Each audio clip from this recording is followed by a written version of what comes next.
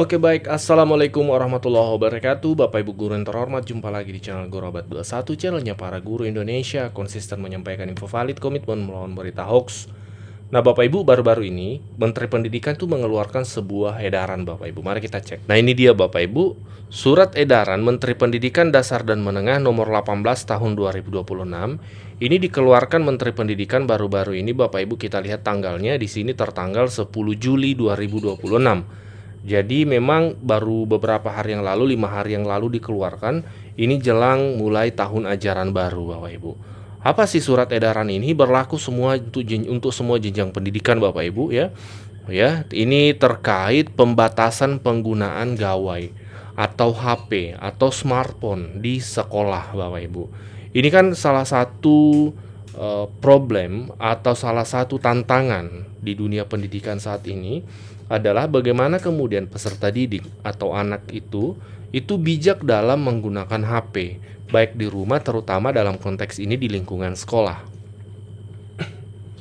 Nah, di berbagai sekolah itu bervariasi kebijakannya. Ada yang sama sekali melarang HP, bawa HP, ada juga membolehkan dengan ketentuan-ketentuan yang ditetapkan. Nah, dari Kementerian Pendidikan itu memberikan penjelasan Bapak Ibu melalui edaran ini.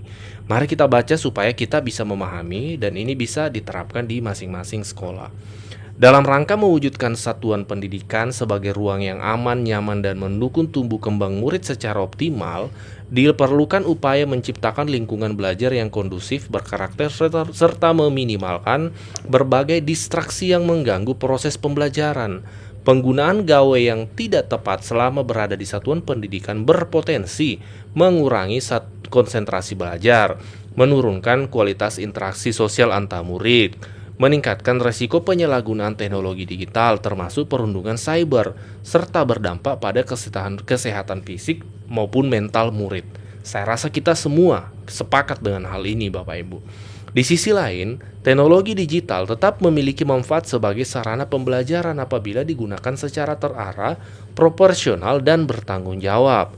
Sehubungan dengan hal itu, Menteri Pendidikan Dasar Menengah memberikan pedoman pembatasan penggunaan gawai di satuan pendidikan sebagai bagian dari upaya mewujudkan budaya belajar yang aman, nyaman, serta mendukung tumbuh kembang murid secara optimal.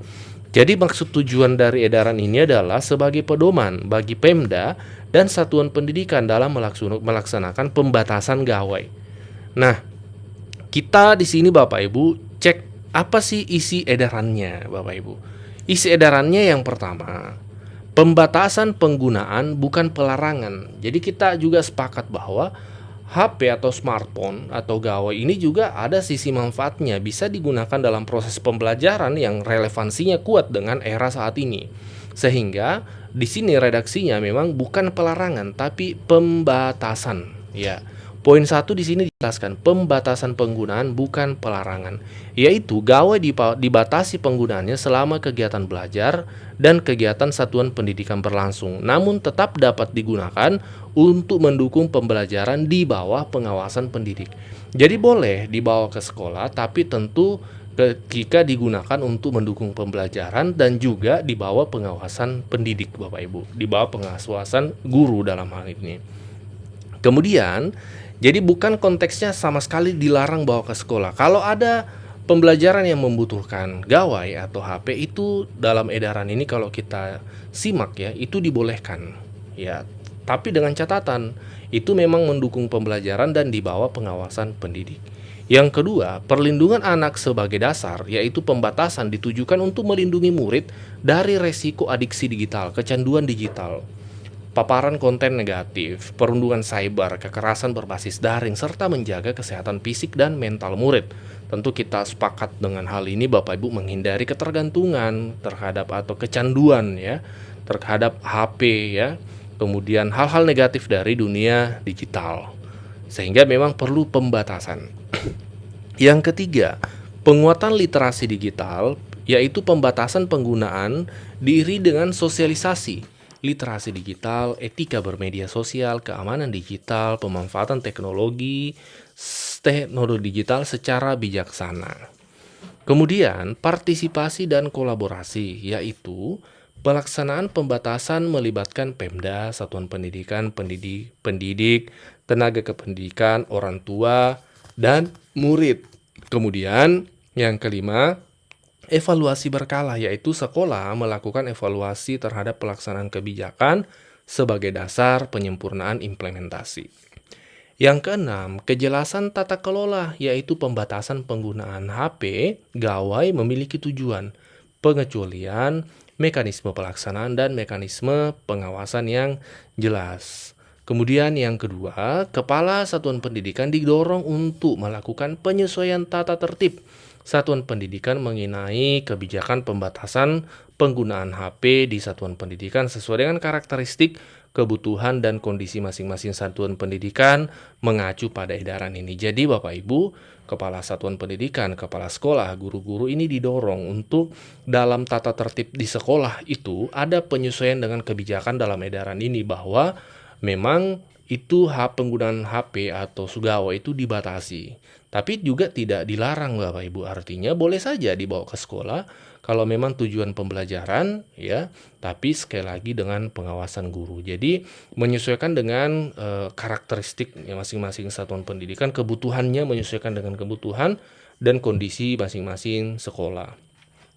Kemudian dalam melakukan penyesuaian tata tertib, kepala satuan pendidikan dapat mengatur penggunaan gawai seperti telepon seluler, jam pintar, smartwatch dan perangkat komunikasi digital lainnya dengan memperhatikan bahwa pengaturan tersebut tidak berlaku terhadap perangkat teknologi informasi dan komunikasi yang disediakan oleh satuan pendidikan untuk kepentingan pembelajaran.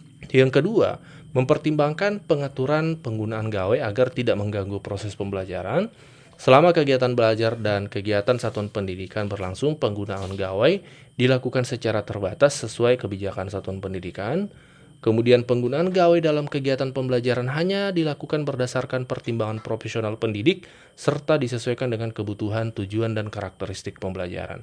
Jadi sekali lagi penggunaan gawai dalam kegiatan pembelajaran itu didasarkan pada pertimbangan profesional pendidik. Kenapa membutuhkan HP itu, dan tentu ada kebutuhan, ada tujuan dan karakteristik pembelajaran yang jelas.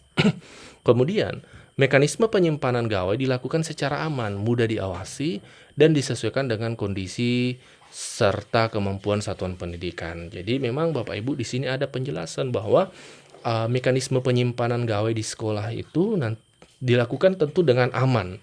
Memastikan HP-nya anak-anak yang disimpan itu kalau memang membawa HP itu disimpan, kalau itu harus aman, diawasi, dan juga menyesuaikan dengan kemampuan satuan pendidikan. Kemudian memberikan pertimbangan pengecualian dengan masih dalam pengawasan pendidik. Misalnya kegiatan pembelajaran atas arahan pendidik, keadaan darurat, kebutuhan aksesibilitas bagi murid penyandang difabel disabilitas, kebutuhan medis, kebutuhan transportasi, atau alasan lain yang dapat dipertanggungjawabkan. Menyusun prosedur operasional standar yang memuat satu mekanisme pengumpulan gawai, mekanisme penyimpanan gawai yang aman, mekanisme penggunaan terbatas untuk kepentingan pembelajaran, mekanisme pemberian pengecualian, mekanisme pemberian gawai kepada murid. Kemudian kebijakan ini Bapak Ibu disosialisasikan kepada murid, pendidik, tenaga kependidik, orang tua wali, dan komite. Kemudian membangun kesepahaman antara dengan orang tua wali, mendorong penyelenggaraan kegiatan pembelajaran kokurikuler, ekstrakurikuler, serta penguatan literasi digital, etika, bermedia digital, keamanan digital, dan seterusnya Bapak Ibu. Kemudian melakukan pembinaan, pengawasan, dan evaluasi terhadap pelaksanaan kebijakan pembatasan penggunaan gawai, melaporkan pelaksanaannya dan dampak pembatasannya kepada Dinas Pendidikan. Kemudian pendidik dan tenaga pendidikan selama berada di satuan pendidikan agar menjadi teladan dalam penggunaan teknologi digital yang bijaksana, aman, dan bertanggung jawab. Jadi ada poin di sini, poin D, pendidik ini wajib menjadi contoh juga nih terhadap bagaimana bijaknya dalam penggunaan teknologi termasuk dalam hal HP.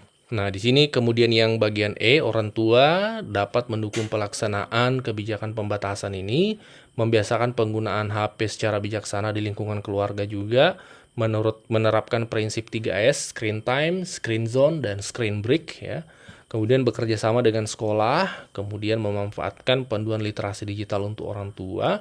Nanti tersedia di buku literasi digital orang tua. Ini linknya SID buku literasi digital garis datar orang tua.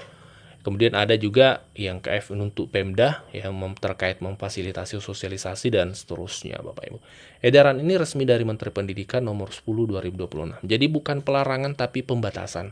Dan ini memang perlu Bapak Ibu mengingat menghindari anak-anak kita adiksi, kecanduan terhadap penggunaan HP, kemudian terdampak terhadap hal-hal negatif dari HP itu sendiri. Jadi memang boleh guru-guru atau pihak sekolah melakukan pembatasan di lingkungan sekolah, bahkan ada mekanisme penyimpanan ya. Jadi kalau kita cek analisa ini boleh misalnya siswa yang membawa HP disimpan, dititip di sekolah, tentu dengan sekolah memastikan tempat penitipan yang aman. Nah, seperti itu Bapak Ibu. Boleh digunakan ketika memang guru tertentu membutuhkan untuk bagian dari pembelajaran. Barangkali seperti itu maksud dari edaran ini. Silahkan dikoreksi jika ada yang keliru, ditambahkan jika ada yang kurang di kolom komentar Bapak Ibu. Sebelum lanjut Bapak Ibu, kita sadari makin kesini biaya hidup makin tinggi. Di sisi lain, gaji terasa semakin sulit menyesuaikan dengan kenaikan harga-harga. Hal ini menjadi tantangan keuangan di masyarakat termasuk untuk guru. Namun, guru bisa memanfaatkan waktu luang untuk memulai usaha sampingan. Ternyata ada banyak usaha sampingan di dunia nyata maupun di dunia maya yang belum banyak diketahui para guru. Nah, e-book Guru Cerdas Finansial yang berisi panduan 15 usaha sampingan untuk guru ini membantu Bapak Ibu memulai usaha sampingan untuk menguatkan ekonomi tanpa mengganggu jam mengajar tentunya. Silahkan pesan lewat nomor WA admin kami di nomor 0823 1332 0383.